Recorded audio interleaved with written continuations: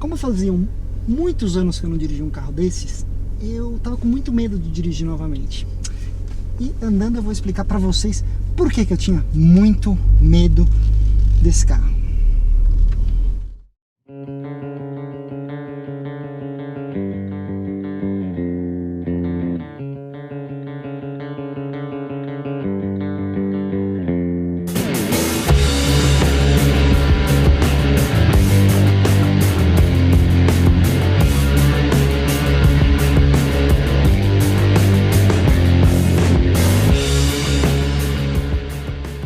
Não há nada mais erótico para o petrolhead do que a combinação explosiva de carros pequenos com motores grandes. O que acontece quando a BMW resolve colocar debaixo do capô todo o powertrain de um BMW M3 na carroceria de um Roadster? O resultado é o Z4M, câmbio manual e tração traseira. Uns diriam que a falta de um teto comprometeria a rigidez do conjunto, que o carro torceria demais e talvez tivesse um comportamento arisco no limite. Um carro que deveria ser muito mais sobre o lifestyle de passear com a capota abaixada acaba se transformando em uma arma muito competente de dirigibilidade. Direção rápida e marchas bem escalonadas, freios maiores. Deixa a precisão e a sutileza para os Porsche Boxer. O Z4M é um instrumento bruto, um carro bravo, mas ao mesmo tempo viciante. Será talvez o melhor roadster de tocada da história? Só tem um jeito de saber. Testando.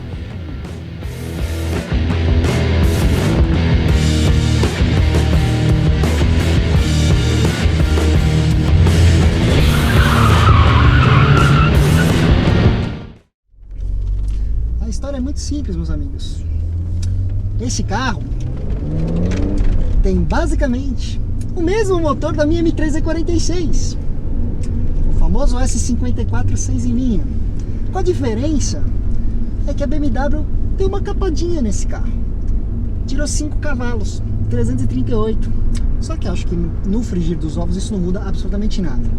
Mas a história, para explicar para vocês o que é o Z4M Roadster, talvez seja o melhor Roadster já fabricado pela BMW. Aqui eu tenho a caixa de direção da M3 CSL, que era a caixa mais rápida, da versão semipista da M3 E46. Tem um conjunto menor, esse carro pesa aproximadamente 85 kg a menos do que uma M3 normal. Entre-eixos um pouquinho mais curto, caixa de direção mais rápida, o mesmo motor e ainda a possibilidade de cabelos ao vento. Quando esse carro foi lançado, obviamente, o Roadster não tem a mesma rigidez do Coupé. O Coupé é um dos carros mais mágicos que a BMW já fabricou. Sapatinho de palhaço evoluído, não vamos discutir a beleza, mas acho que no conjunto Roadster esse carro é muito mais bonito. Mas por que eu tenho tanto medo de dirigir esse carro? Porque eu tenho medo que ele vai destruir por completo tudo que eu acho e penso da minha M3 E46, entendeu? Para pensar. Carro menor, mais leve, mesmo motor, peso-potência favorecido. Obviamente a BMW sabia que ela não queria castrar por completo o M3 E46 com esse carro. Nem tem como, afinal de contas isso é um Roadster. Mas a BMW castrou meio desnecessariamente em vários aspectos. Por exemplo, a relação de marcha desse carro tem algumas diferenças para o M3 E46. Se esse carro despedaçar tudo que eu acho da M3 E46, eu vou ter um problema muito sério quando eu voltar para casa. Porque, inclusive, toda vez que eu venho visitar esse querido amigo que está me cedendo esse carro para esse teste, eu tenho um outro medo, que é de voltar para casa com um carro diferente. Mas, vamos às expressões. O motor S54 aqui dentro, o que eu posso dizer para vocês? Parece um motor razoavelmente diferente do que está na M3 E46, tá? E eu vou explicar para vocês aonde isso. Esse motor parece que ele te entrega mais torque. Ele acorda mais cedo. Por exemplo, ó, vou botar numa faixa de giro, por exemplo, que eu sei que se eu der pé na minha M3 E46 ela não vai responder. Tem a questão do peso, tá? Dos 85 kg a menos, mas ó, na M3 E46, abaixo dos 3.200 RPM numa quarta marcha, isso não acontece. E obviamente, o carro parece mais rápido, o carro parece mais veloz em linha reta. Só que eu diria que não é melhor, é diferente. O Rafa talvez vai me xingar pelo que eu tô falando, mas eu não vejo esse carro como um substituto para M3 E46. Esse carro é um puro deleite, é um puro brinquedo. É um carro mais para uma pessoa com estilo de vida mais livre. Entrega mais na tocada? Vou ter que assumir para vocês que entrega, meus amigos. Os freios são da M3 CSL também. Você nota que a pegada é muito superior à dos freios originais de M3 E46. Comparativamente a mim, eu diria que esse carro ele equivale em frenagem. Só que meu carro tem um Big Brake. Esse carro tem um freio original BMW. Arrisco dizer que esse talvez seja um dos melhores freios originais BMW para essa época, porque nessa geração os carros da BMW não freavam muito bem. Mas a questão é o seguinte, dirigindo assim, peso do volante é exatamente o mesmo peso da minha M3 E46. Arrisco dizer que talvez um tiquinho mais pesado. Aonde a coisa pega? O fato, parece que eu sinto mais baixo nesse carro. E obviamente, pela própria configuração dele, não teria como ser diferente. Mas aonde a coisa brilha mesmo é que se eu já acho que a direção da M3 E46 fica viva acima dos 60 km por hora, a direção desse carro fica viva mais cedo, justamente pela caixa mais rápida. Mas a frente é mais rápida. Como que eu posso explicar isso para vocês? Quando eu quero que o carro reaja, quando eu quero botar o carro numa curva, aonde eu apontar, ela vai mais rápido que o M3 E46. O M3 E46 ele é um GT. Apesar de ser um GT com uma baita personalidade de carro esporte, ele não tem como se comportar como esse carro se comporta. É engraçado, porque eu tô olhando o cronômetro aqui e eu tô mais me divertindo do que falando pra vocês, mas tá um tempo recorde de câmera ligada e eu acho que eu vou acabar acho que só dirigindo o carro pra mostrar pra vocês o que ela faz. Mas vamos falar um pouco de motorização. Mesmo motor, basicamente a mesma entrega de torque e potência. No M3, 343 cavalos, aqui 338. Torque, 37,5 kg originais, tá? Não é muita coisa.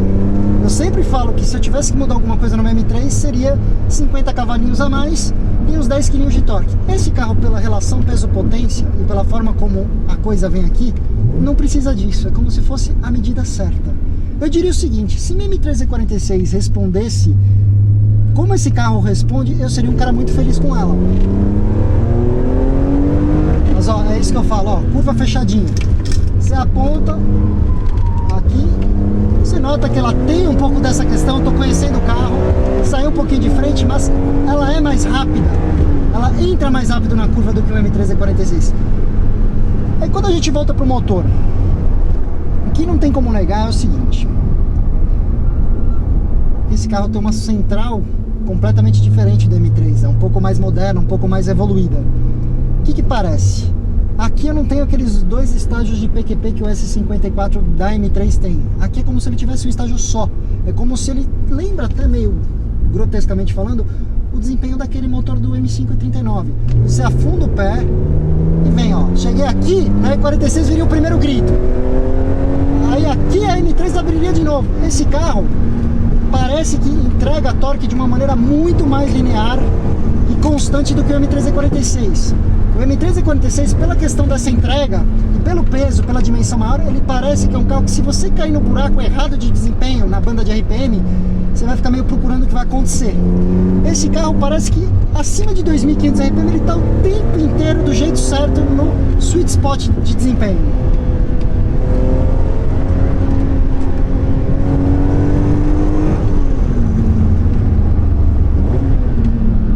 Esse carro ainda está com a clutch delay valve, que eu já falei em alguns vídeos aqui. Inclusive aqui em cima vocês podem ver um card para um vídeo onde eu explico um pouco da usabilidade do M3 E46. Mas a história é essa, meus amigos.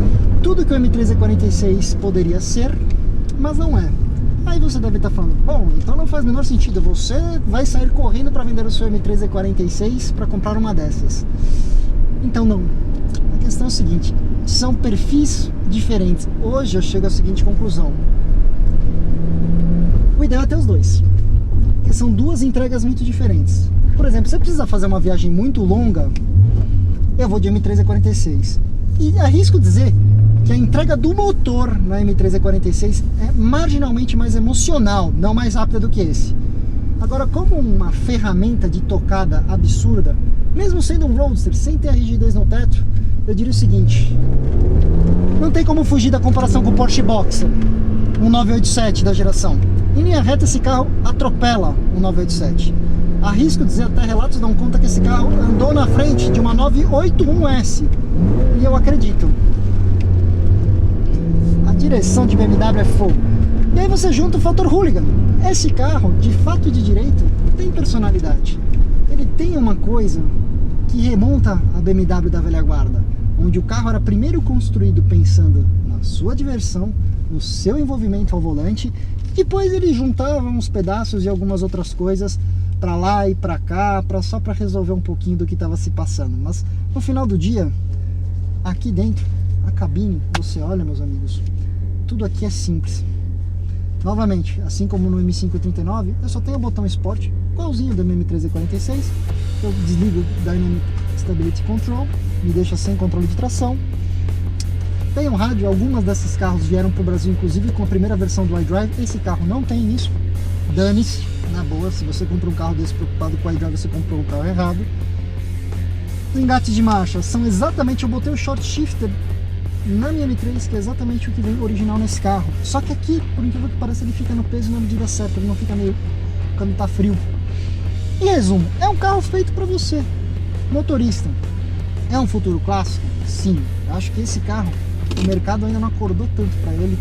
O pessoal ainda está olhando muito para o Coupé. O Coupé realmente é uma baita ferramenta, é um carro espetaculoso. Todo mundo que eu conheço que teve a Z4M Coupé e usou de maneira soviética reconhece como talvez o melhor BMW de tocada da história, que mais representa o que era essa escola.